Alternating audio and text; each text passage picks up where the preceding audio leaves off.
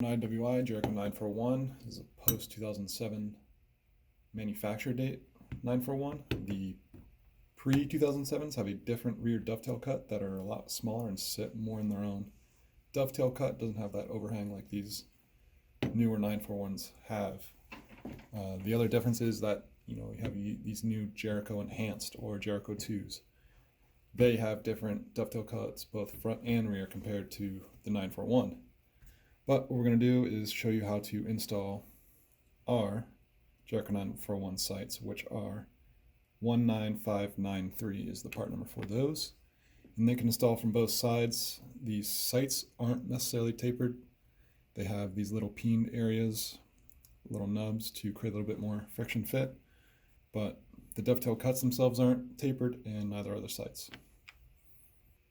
All right, we have our rear sight set up in our wheeler here. And we're going to press more towards the front because that's where the action is. That's where the dovetail is, right?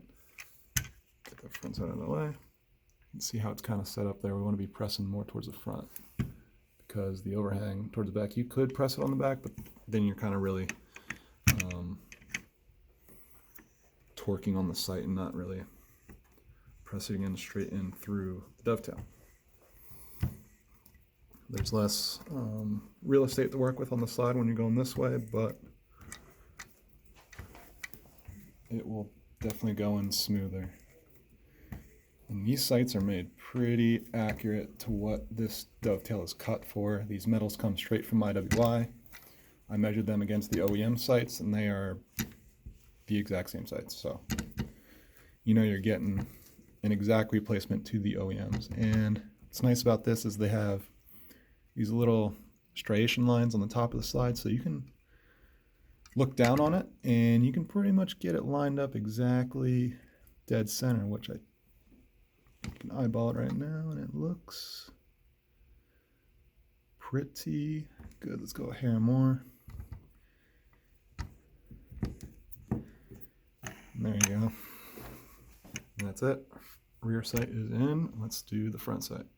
And we have our front sight set up. We want to press as low on the post as we can and evenly as possible, right? If you can, start it a little bit more in, but it's about a third of the way in right now, which is generally what you need for night sights. But I'm pressing as low on the post itself as I can.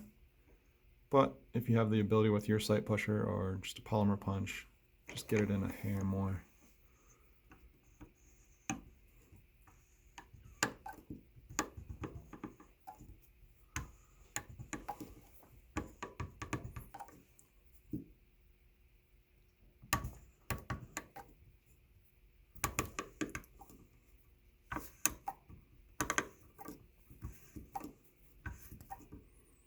Same thing with the front sight.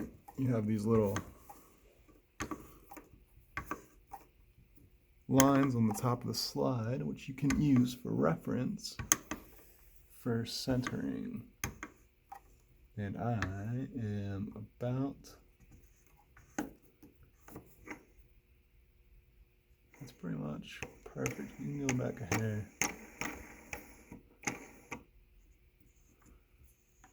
Over traveled there a sec.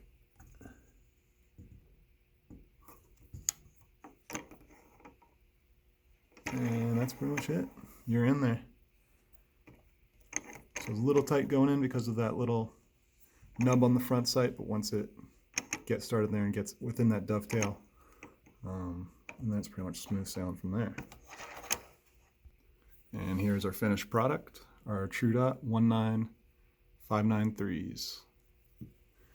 And anytime you ever see a sight stamped with MH3, that just means Meprolight, and then H3 just means tritium. So we've got green tritium in these, and they only come in green tritium.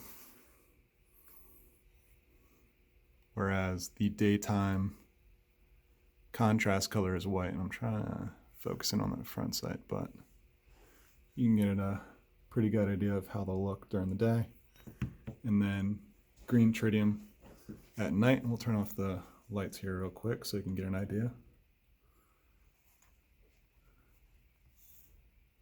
There's the front, and then the rear. You got your green tritium. There you go.